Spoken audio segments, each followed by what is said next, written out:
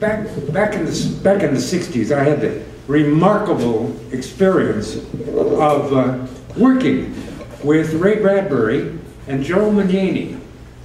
We made that little film for $14,000 that everybody got paid except the writers. It was, for me, part of my growth is when I saw this little film. Because you'll admit, it's staggering, isn't it? I never can watch it without crying. There's something so vivid about this little film, which was made on celluloid and finally transferred to a disc. And now it's available, with me realizing that everybody who worked on this film is dead, except for me. And so, whatever I say about it cannot be contradicted. In all reality, Ray and I were talking about it as it was being developed. Joe Manniani took 2 years of his life to make 3,000 sketches about this big. And we laid them all on the floor and made a path through them so that we could look at these sketches. And it took several hours of us milling around to select the ones we liked, and then Joe went and made cells like this of those drawings. A lot of labor of love, so that you can say basically, the artist is basically a one-man show here, and after the script was written and accepted, there was really nothing for me and Ray to do except to wait. And one of the things we did while we waited was we talked about illustrated radio, because we layered this. First comes that soundtrack. That was a short story by Ray Bradbury. It was slightly edited to make it fit within this frame, but very little. An attempt was made to keep Ray Bradbury's voice in that story. And as you can see, we were fortunate. The first person that applied to do the voice was James Mason. And I'm sorry to say he wasn't connected with it in some way, because he has an extraordinary presence radio-wise.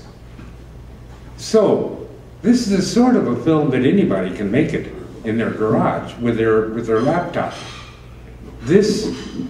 You need a story. Well, there's plenty of really brilliant short stories out there. Ray Bradbury could furnish a dozen of them. Some of my acquaintances and friends could do more than that. I've met a lot of very celebrated writers in my career as a television writer. And I know their strengths, I know their weaknesses, and I know the stuff they've already done, but I don't want to redo what they've done already. I want to do something fresh.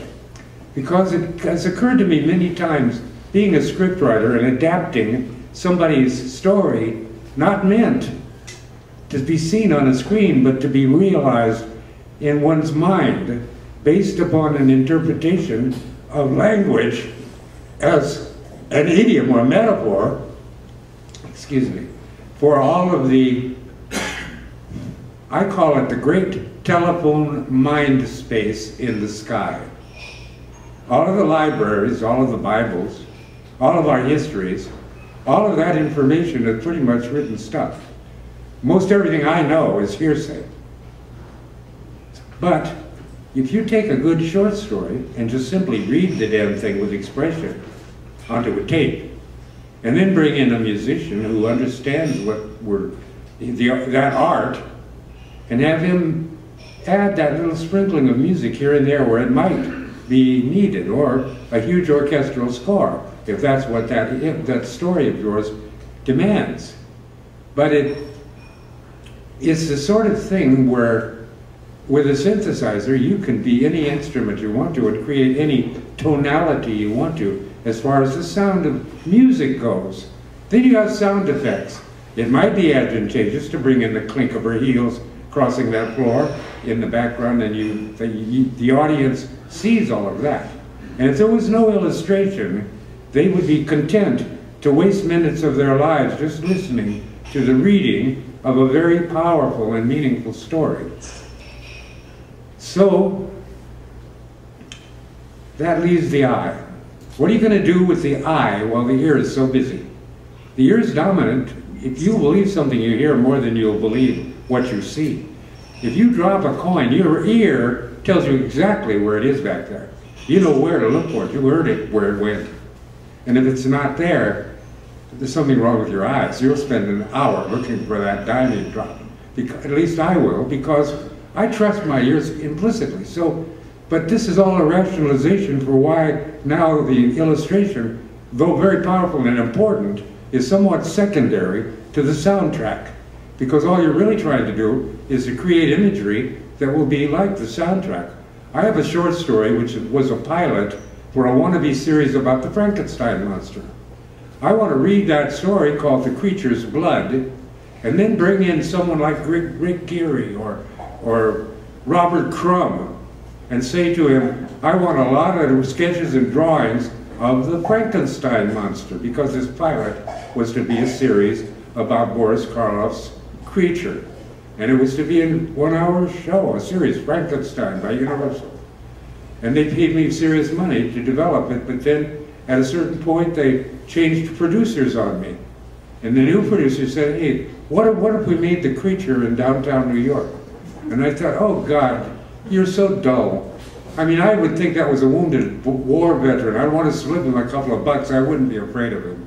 You know, I mean, it's a milieu, there's an atmosphere, there's ignorant villagers. There's a whole world that you see in that film that isn't in the soundtrack. But my story is written to be read. It's an outline for a wannabe TV script, so that one now has to take this story and adapt it to drama. Well, I say nonsense.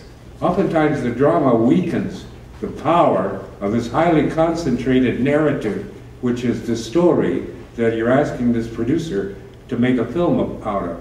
And oftentimes they will do it. So anyway, now to test my little theory, my son, who's a musician, Paul Bradford Johnson, who's did the music for the soundtrack of that film the other day that was shown by Marshall Burrow, a film. Anyway, we took a half a dozen of my little short stories.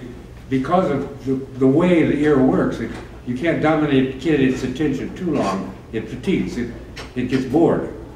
So anyway, we took these tales and recorded them the best way we knew how, and Paul added a musical score to them, and we put in sound effects and things like that to make it all appropriate. We had the help of only a couple of other people. Mostly it was just a two-man job, and we made a disc called The Fictioneer. Paul has copies of it if anybody wants to see what I'm talking about. The Fictioneer.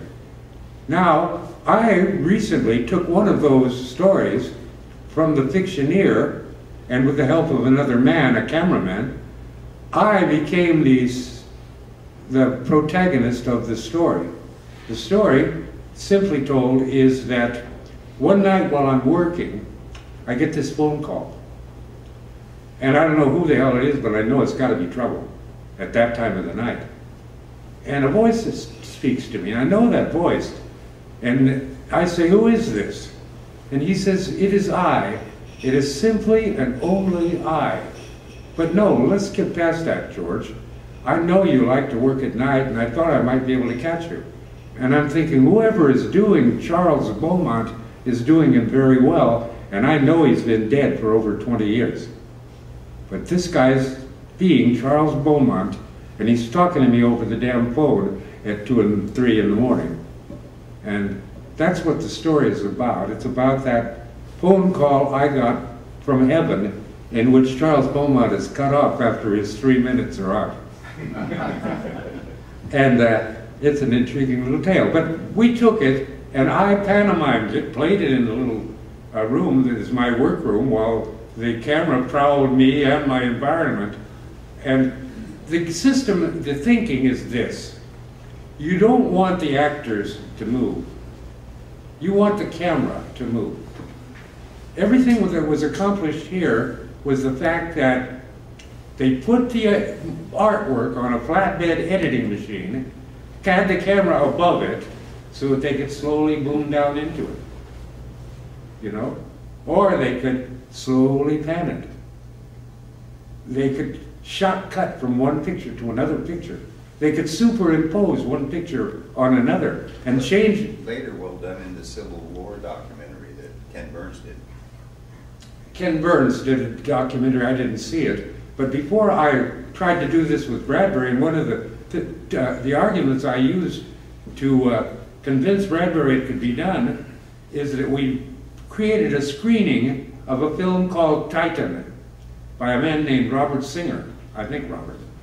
Singer did that with the statue of Michelangelo's David, big nude male with a sling over his shoulder and made out of granite and a very huge thing, or marble, I guess it is, very huge thing. And the camera just slowly, lovingly gets up close to it and pans around on it, dissolves through to the cameras that are going like this, devolves through to the camera going like this, and there's motion on the screen all the time, even if it's very slow. And in a very short film, Robert won the Academy Award for Titan. And I pointed this out to everybody. Surprisingly enough, we ended up being nominated for an Academy Award with Icarus.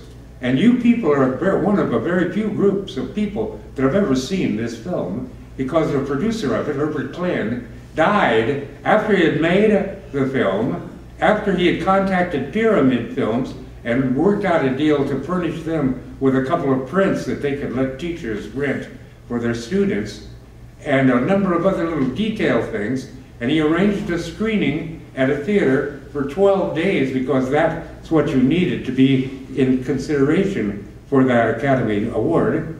And because he was aiming big, he really thought that with Icarus, he could wake the world up. And if we move fast, be able to exploit this new way of telling stories before others caught on, because it's a medium designed for the internet.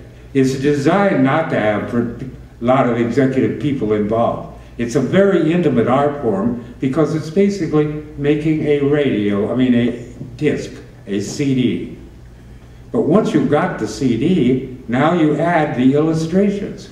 Because if I had Rick Geary or Robert Crumb, as I was saying, hire Rick. Rick, we are thinking of Karloff's Frankenstein here, but we understand that you're more interested in Maxfield Parrish or somebody. But use your art, because you're a master, and you give us some few ideas of how to make sure that the audience knows that this story is about the creature.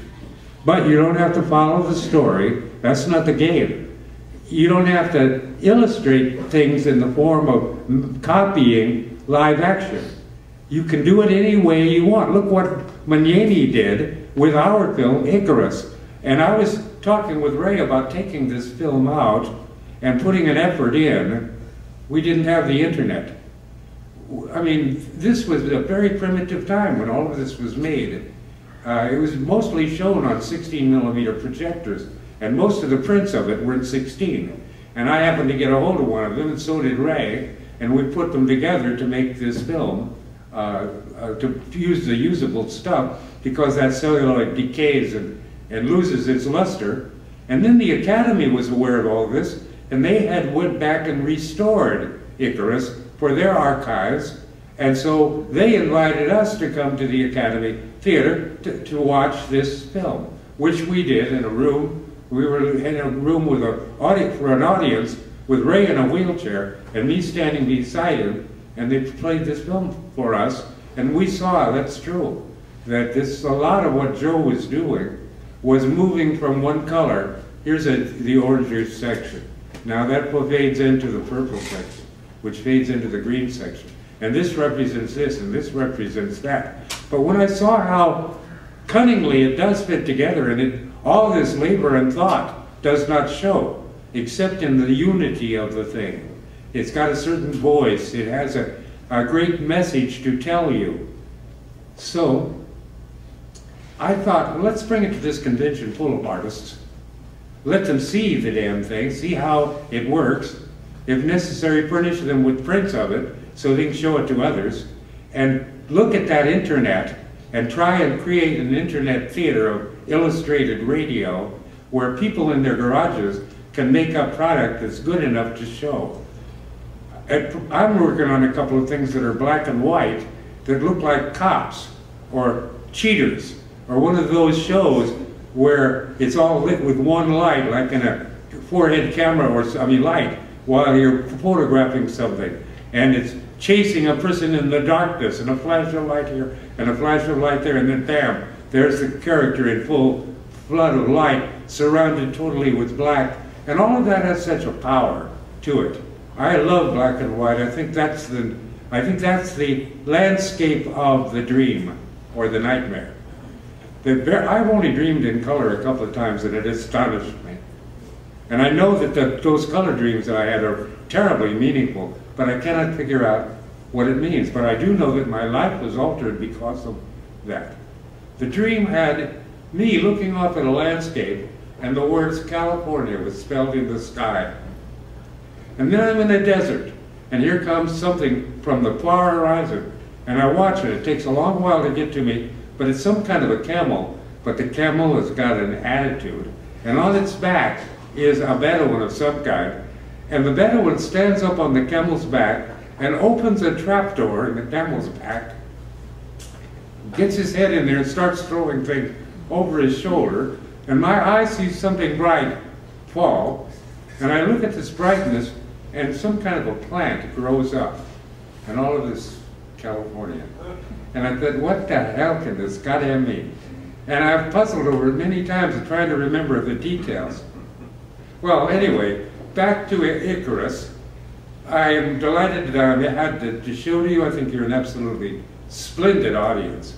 I'll be happy to advise anybody on how to go about it. If anybody in here has a hand on financing, come to me, because I can create a program for you. I know all those writers that wrote for The Twilight Zone. I know their children. I know the scripts I liked. I know the stories I like.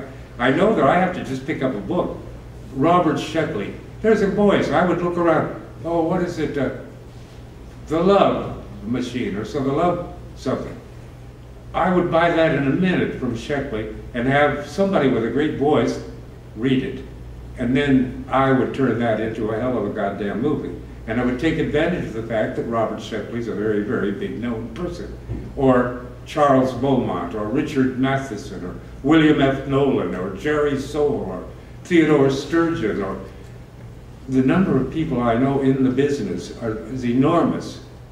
But part of the problem really is how to finance it.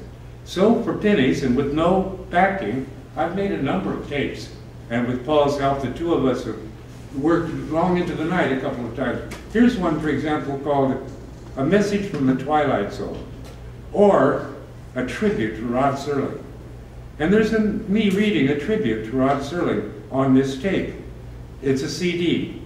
There's also a number of other very interesting things, including me reading the script of Nothing in the Dark, the story about Mr. Death and the old lady that was on the Twilight Zone.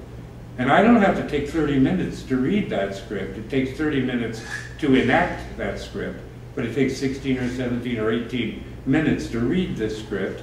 And I have access to all of those scripts. And the only thing I really lack is a factory, a warehouse, a place that I can make absolutely black and make a film with cell phones and LED lights. I have no doubt I could make a film that would knock your socks off. With a big black warehouse where I could take advantage of the distant things and put a sprinkle of colored lights over there that you see but don't know what they are. Like when you look into the sky, you see that sparkle up there, but you don't know what the hell it is. People tell you it's stars, but don't be too sure that they're right about that. It's hearsay, you know. No, it is. It really is. Look, you find a little black spot in the sky in the midst of a really bright, brilliant night, and you look through that with a telescope. They did that at Palomar, and my God, in that blackness, everything you see in this universe the Milky Way and all, it's in there. And then when you find a spot in there that's black, and you go and you put the camera on it again and expand it up with the telescope, it happens again. And you know it's endless. And you know there's billions and billions of potential Earths out there. The only thing that's kept us apart is distance. And a wise creator made that a necessity. Because if we could get together, we'd fight.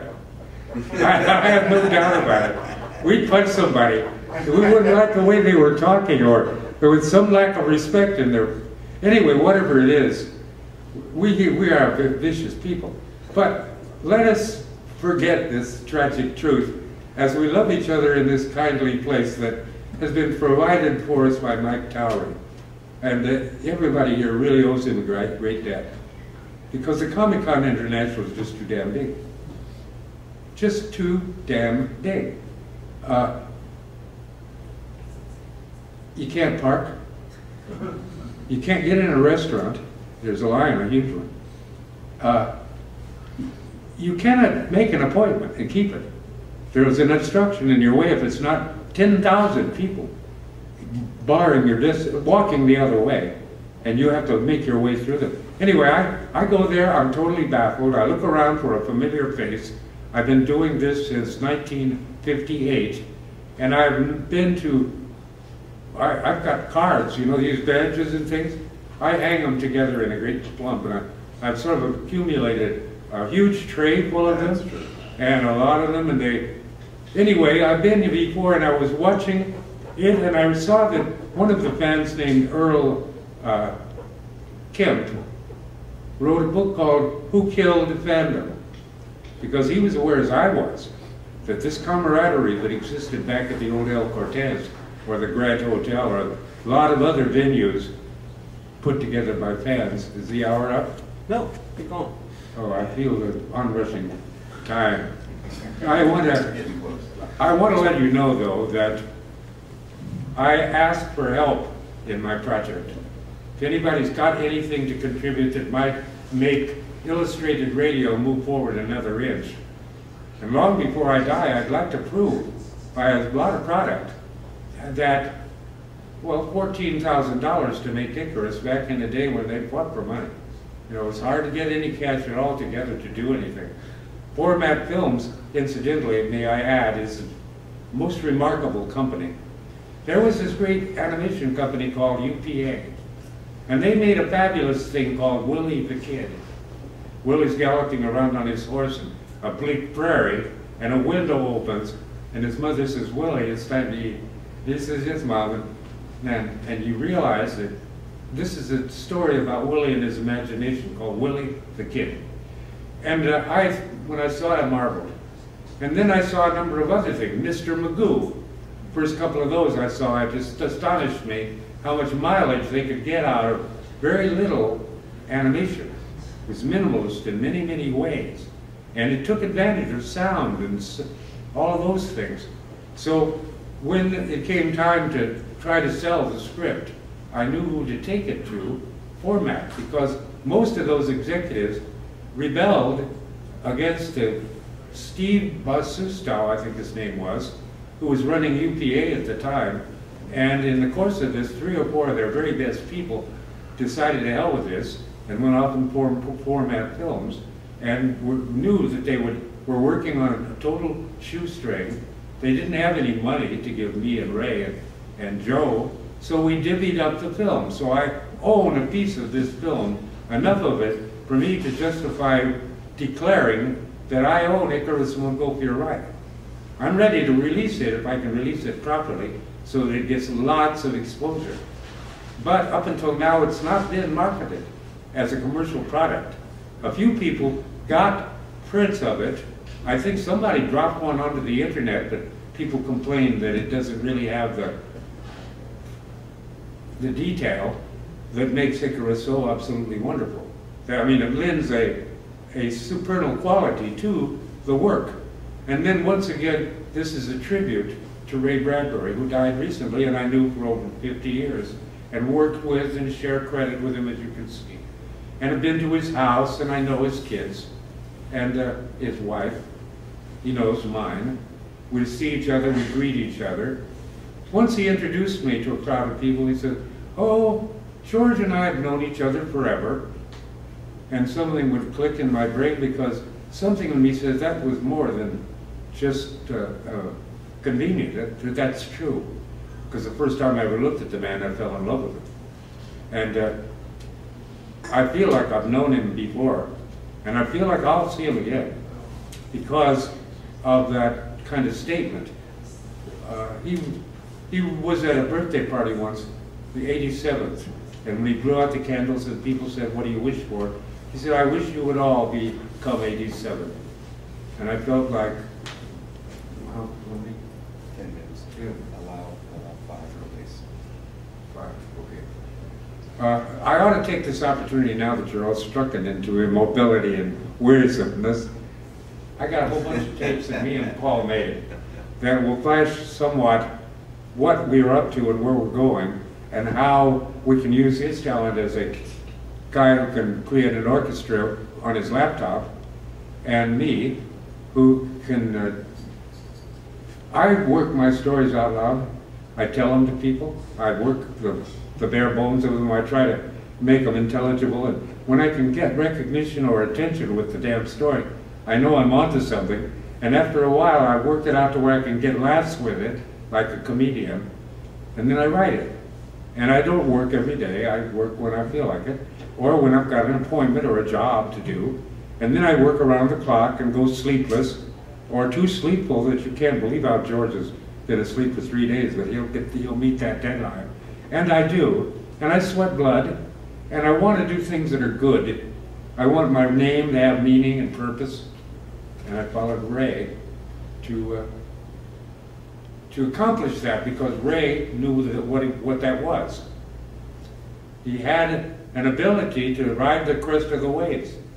People like Walt Disney loved him.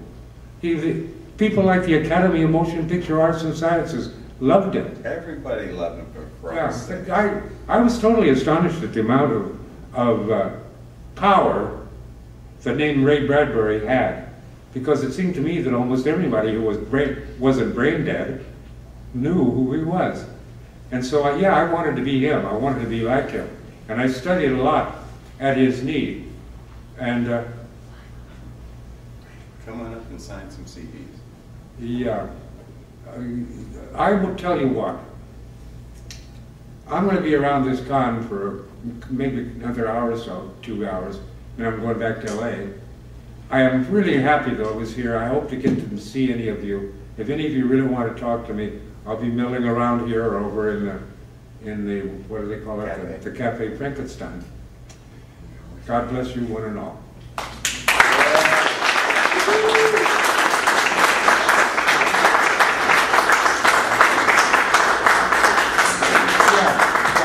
If anybody's interested in the CD, come on up here and get it. We'll figure out how to work it out if anybody wants it. Meanwhile, the end of this panel ready for the next one. I'm not sure who's here and what's going to be happening with it. I seek guidance. But meanwhile, I'm sitting here and telling you that, you're free to come up here if you want to.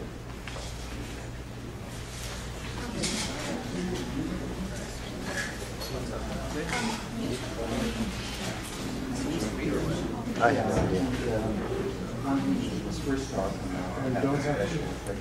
I really had a budget, if I really had a budget and a time frame, because I need to sort of work the wrinkles out of how do I get where he reads the artists that I need for my project, and how much will I have to give them to show them that I'm taking them seriously and not asking them to throw his life away. Sure. But it only takes 2 or 3 or 4 people to make one of these films. If you'll bear with So me. you don't got a lot of salaries. Can't talk fast. Yeah, I gotta get about it. Here we go. Paul, could you put your phone number down here too? This lady has some information about finance. You can get what you're looking for fairly easily on the internet and by going through different materials. There's like, I need you to sign this. Which was the other one? Did I give it to you yet? Who was the other person? Oh, you've got yours. There it is. Sorry. I need you to sign this one as well. Same yeah, place. yeah. Very good. Appreciate But you it. can get your money in large amounts very quickly, and the young people of this country listen to that human probably be thrilled to see you His message from doing Twilight the Zone. films. And Be glad to so, sign either of them, but I keep it out of the evidence. Thank you very much. Oh, you're very welcome. Bless you. List is here. Okay, good timing. Rings right this time. This is mine. Music for the really good. Played last night a tribute to Bert Schauer, which is the writer, the artist on this. no makeup on. There's a picture on this too. I know, but that's not you may know some. Do you know some that I don't? What is it? Crowdfunding.